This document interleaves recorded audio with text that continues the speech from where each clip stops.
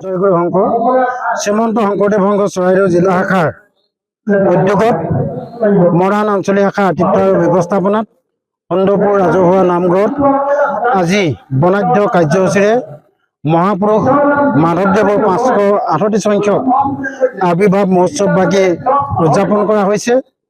ইয়াৰ লক্ষ্য উদ্দেশ্য হৈছে কি যে গুৰু দুজনে অৰ্থাৎ শ্ৰীমন্ত শংকৰদেৱ আৰু মাধৱদেৱে অসমীয়া সমাজ জীৱনলৈ বহুখিনি অৱদান আগবঢ়াইছে, যাৰ দ্বাৰা অসমীয়া জনসমাজখন এক হৈ আছে। সেই যিখিনি অৱদান আগবঢ়াই থৈ গৈছে সেই অৱদানখিনি গাঁৱে ভূঞে চহৰে নগৰে প্ৰচাৰ কৰা আমাৰ শ্ৰীমন্ত শংকৰদেৱ সংঘৰ প্ৰতিজন সংগীৰে দায়বদ্ধতা আছে আৰু সেই দায়বদ্ধতাৰ প্ৰতি লক্ষ্য ৰাখি আজি চৰাইদেউ জিলা শাখাই এই সুন্দৰপুৰ নামৰ ভিতৰুৱা অঞ্চলটোত এই মহান অনুষ্ঠানটো আয়োজন কৰা হৈছে। ইয়াত বিভিন্নজন বক্তাই ভাষণ দিছে, যাৰ দ্বাৰা গুৰু দুজনাৰ যিখিনি অৱদান, গুৰু দুজনাৰ যিখিনি ত্যাগ কৰ্ম, সেই কৰ্মখিনি জনসাধাৰণৰ মাজত বিলাই দিয়া আৰু সমাজত শান্তি সম্প্ৰীতি ভাতৃত্বৰ বোধ জগাই তোলা আৰু একতা এনাজৰী গোটেই সমাজখনক বান্ধি ৰখা, এয়াই হ'ল শ্ৰীমন্ত শংকৰদেৱ সংঘৰ মূল উদ্দেশ্য। চৰাইদেউ জিলা শাখাৰ সেই উদ্দেশ্যে আজি এই অনুষ্ঠানটো অনুষ্ঠিত কৰা হৈছে। কৃষ্ণ জয়গুৰু শংকৰ। আপোনাৰ সমস্ত জ্ঞাত যে শ্ৰীমন্ত শংকৰদেৱ সংঘৰ অসমৰ উত্তৰ পূব ভাৰতৰ এটি ৰাজনীতিক ধৰ্মীয় অনুষ্ঠান আৰু এই অনুষ্ঠানটিয়ে আমি বিভিন্ন ধৰণৰ আমাৰ কাৰ্যসূচী আছে।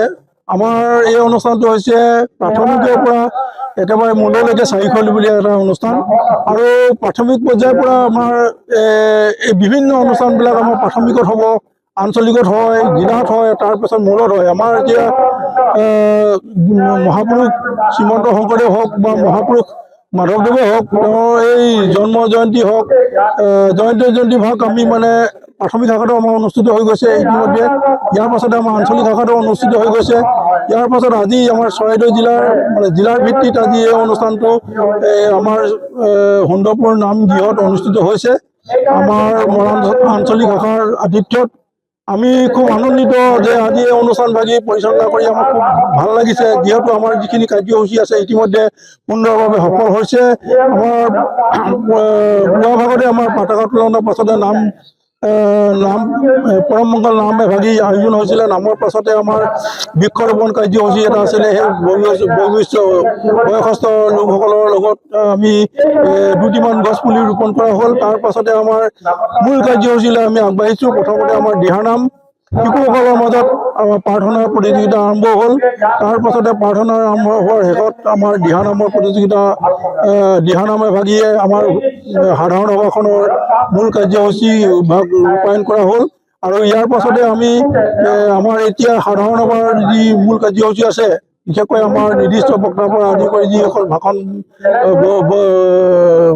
বক্তৃতা আমাৰ প্ৰদান কৰিব, ইয়াত এডোখৰ মাধৱদেৱৰ জন্মৰ পৰা মৃত্যুলৈকে তেওঁৰ যিখিনি কাৰ্যাৱলী আছে সেই কথাখিনি অৱগত হ'ব, বিশ্লেষণ হ'ব।